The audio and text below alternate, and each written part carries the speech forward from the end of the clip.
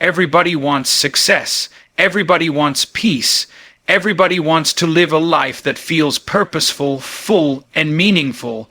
But very few people understand that all of that starts from within. We spend so much of our lives trying to fix what's outside, trying to control circumstances, change other people, manage outcomes, manipulate the environment, all while ignoring the one thing that actually determines whether or not we succeed ourselves. You want to win in life, you've got to win the inner war. You've got to control your mind, your mouth, and your money. That's where real transformation happens. That's where the foundation of everything begins. The first battlefield is the mind. If you don't win in your mind, you won't win in your life, period. You can't move forward physically while you're stuck mentally. Everything that manifests outward starts inward. Thoughts become words, words become actions, actions become habits, and habits become destiny. So if your thoughts are polluted, your life will follow. You can't live with peace when your mind is in chaos. You can't make powerful decisions when your thoughts are soaked in fear and self-doubt. You can't expect clarity when all you feed your brain is confusion. Your mindset is not just important, it's everything. It's the root system beneath the surface of everything you do. Most people are walking around reacting to life instead of creating it. And the reason is because they have no control over their own thoughts. They're not steering their mind is steering them. You've got to wake up and decide what you will and won't allow in your mental space. Just like you wouldn't let a thief break into your house and sit on your couch. You shouldn't let toxic thoughts sit in your head rent-free. You've got to evict those thoughts. You've got to stand guard at the door of your mind and say, you don't belong here. Doubt, get out. Fear, you're not welcome here. Shame, I see you, but you're not staying.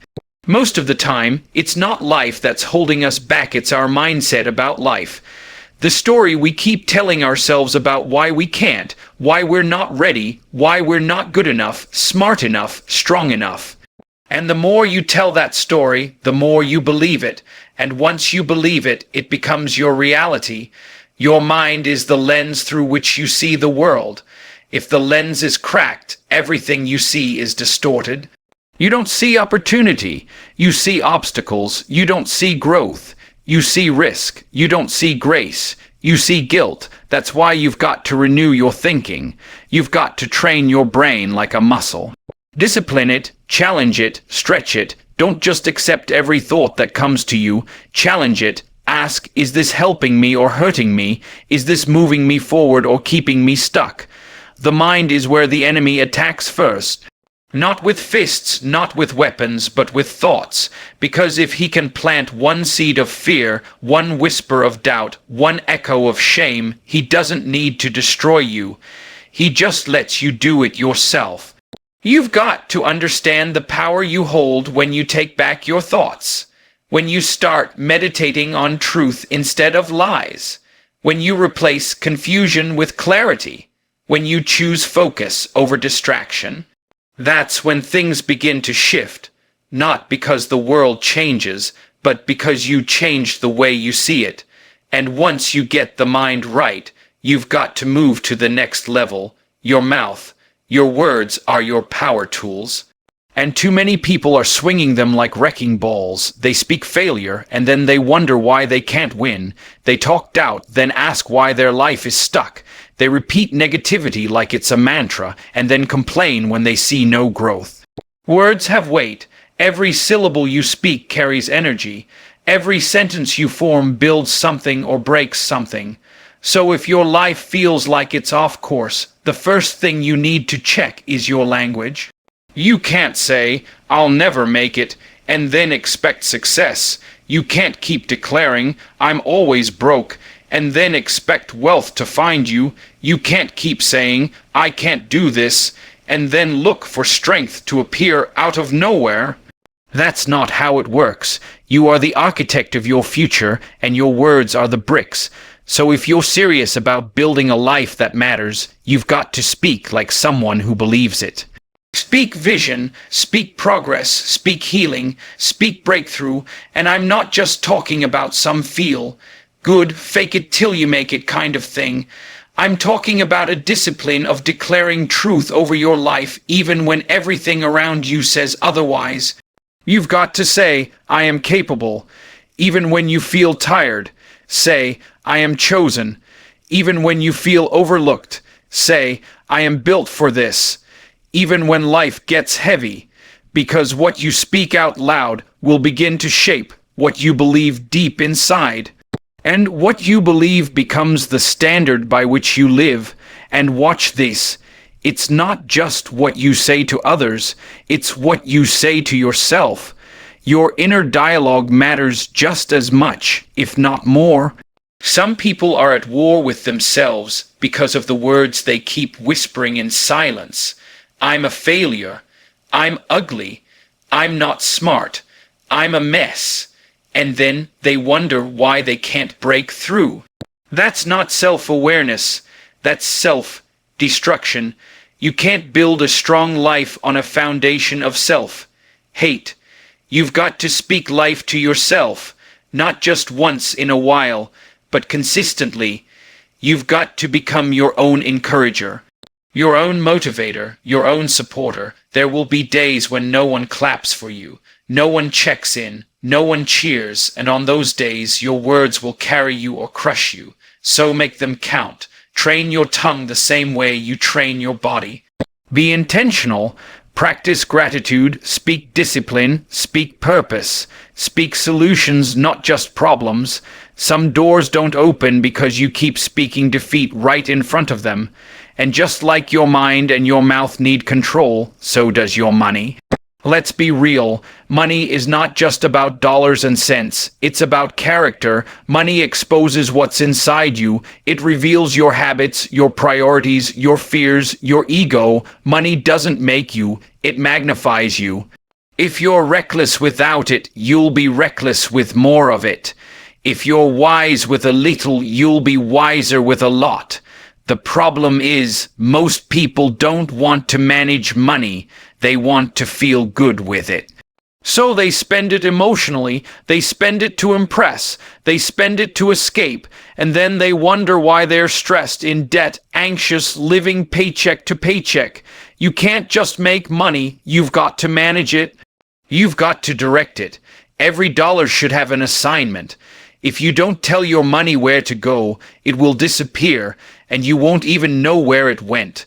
Wealth is not about income, it's about stewardship. You can make 6 figures and still be broke if you don't have discipline. And discipline is not about being tight-fisted, it's about being clear. It's knowing the difference between what you want and what you need. It's choosing long-term security over short-term satisfaction. It's understanding that you don't need to show off what you have to prove you're valuable. Some people go broke trying to look rich. They buy things they can't afford to impress people they don't even like. That's not financial freedom. That's financial slavery. And the worst part, they think it's normal. But when you start respecting money, it starts respecting you back. When you stop treating it like a toy and start treating it like a tool, your life begins to shift.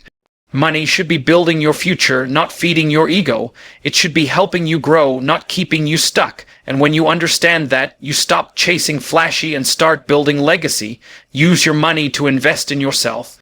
In your growth, in your education, in your future. Don't just buy things, build things, create something that outlives you, set up your family for stability, set up your purpose for expansion, set up your life to multiply, not just survive. You don't have to be a millionaire to be wise. You just have to be intentional, and don't wait until you make more. That's a trap. If you can't manage $100, you won't manage $10, zero. More money just exposes the holes in your habits. Start now. Track your spending. Make a plan. Be honest with yourself. Where's your money going? Is it feeding your goals or feeding your vices? Is it helping you breathe or keeping you stressed? Ask the hard questions now so you don't end up in regret later. The truth is, Everything you want to become is on the other side of discipline, and that discipline starts with these three areas: your thoughts, your words, and your money. These are the foundations. These are the keys. These are the daily battlegrounds where your future is being decided. You can't afford to be lazy in these areas, not if you're serious about becoming everything you were created to be. Because greatness doesn't show up by accident, it shows up when you show up every day with intention, with focus, with control. Most people want the rewards without the routine. They want the fruit without planting the seeds. But this isn't magic. This is mastery, and mastery starts with managing what's yours. Your thoughts, your words, your money. Nobody's coming to do that for you. You can pray all day, hope all night. But if you don't show up with action, if you don't get serious about self-control, you will stay stuck in the same place year after year, wondering why nothing changes. Let me tell you something. Life doesn't reward want. It rewards work and self. Mastery is the highest form of work you'll ever do. You master that, you can master anything. When you don't control your mind gets hijacked. Every scroll on your phone becomes a distraction.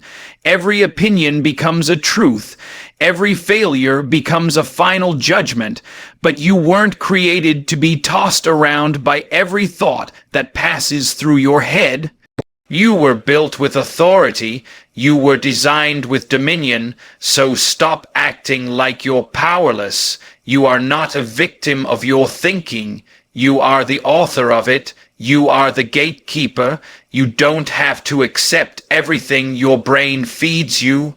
You don't have to repeat the trauma, relive the mistakes, or carry the shame.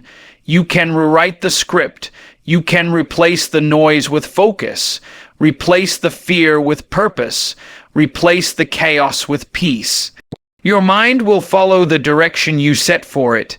If you focus on problems, all you'll see are barriers.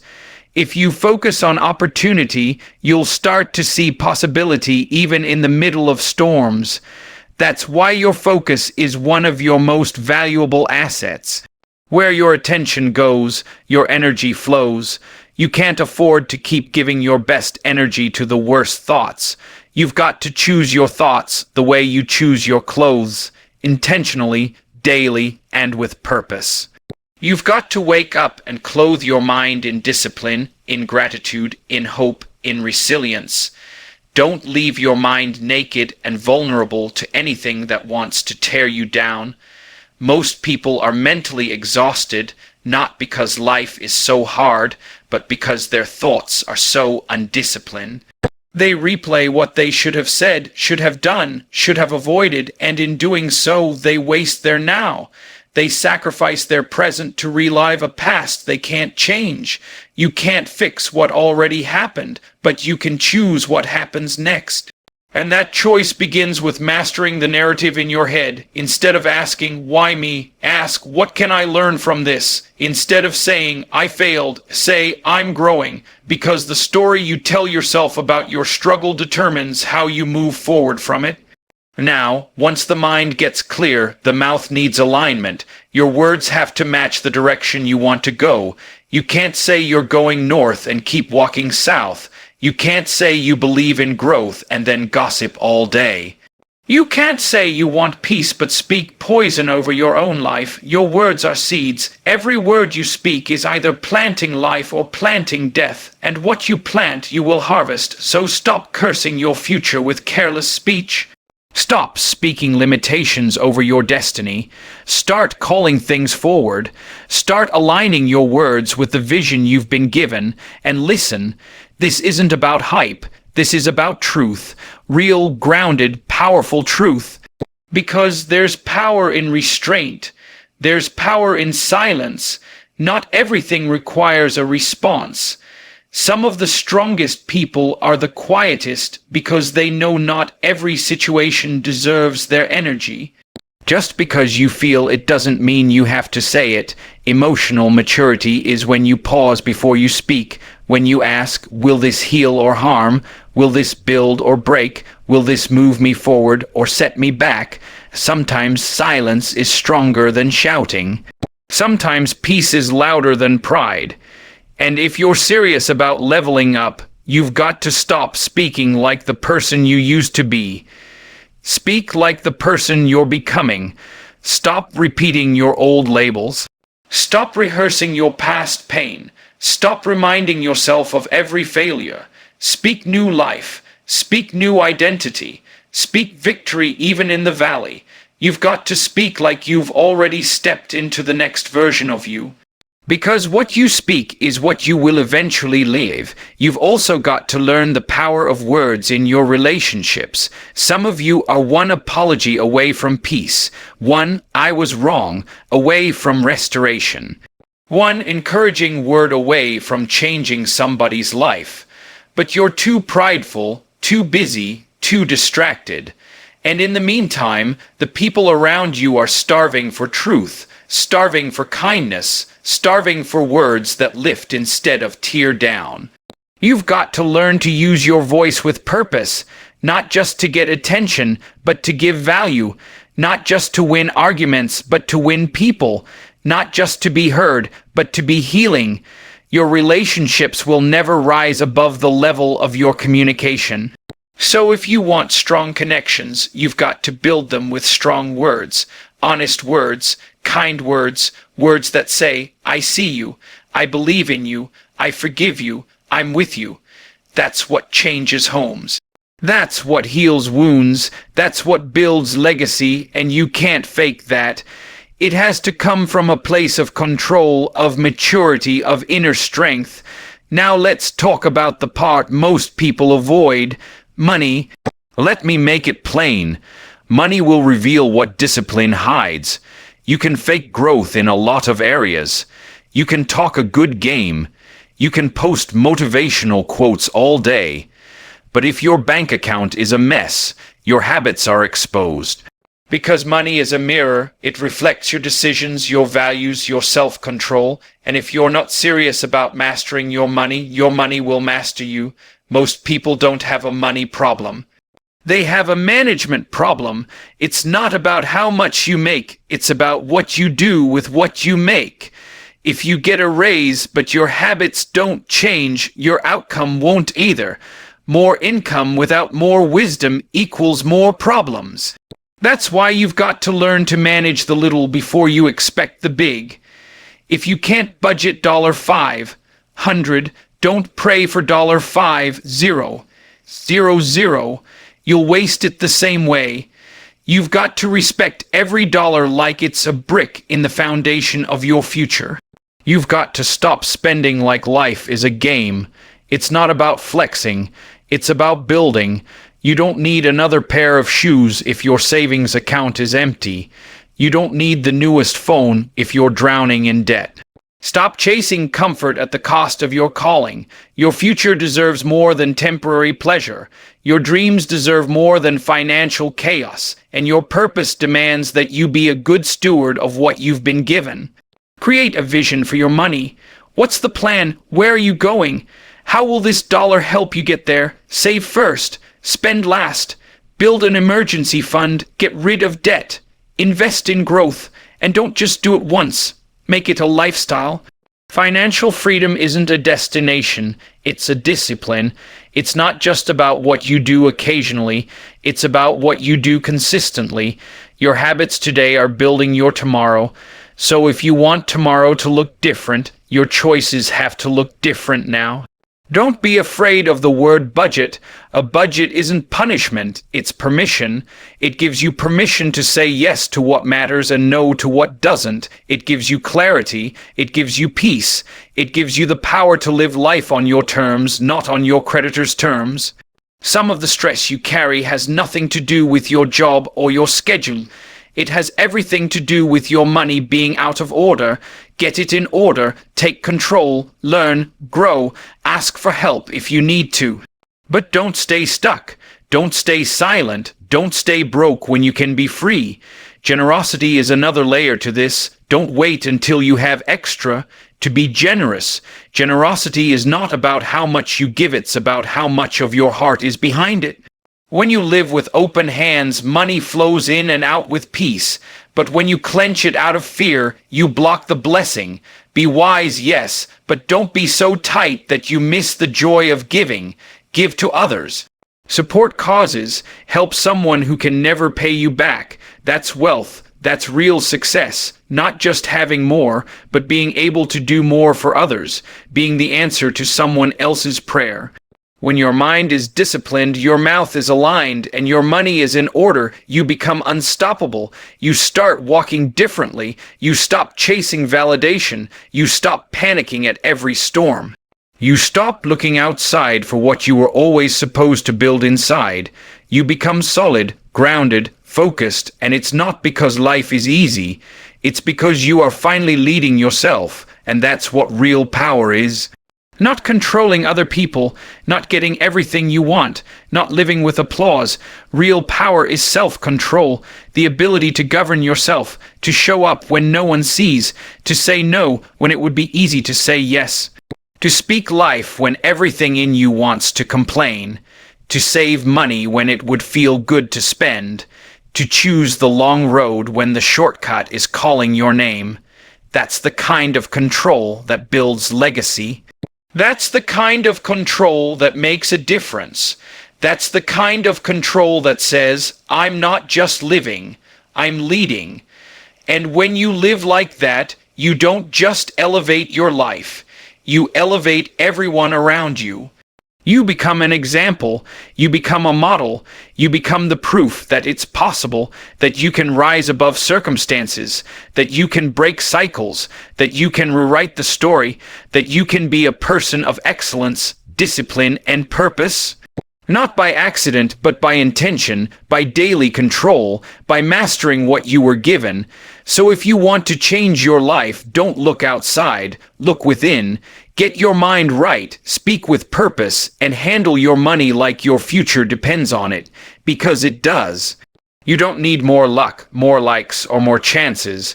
You need more discipline, more focus, more intentionality. Your breakthrough isn't waiting in the hands of someone else, it's waiting in the choices you make daily. You were born with power, now it's time to take control, because the life you want is already possible. But it won't happen by accident, it'll happen by decision. So decide today, I will master my mind. I will guard my mouth. I will manage my money. I will lead my life with excellence, and I will rise. Not someday, but starting now.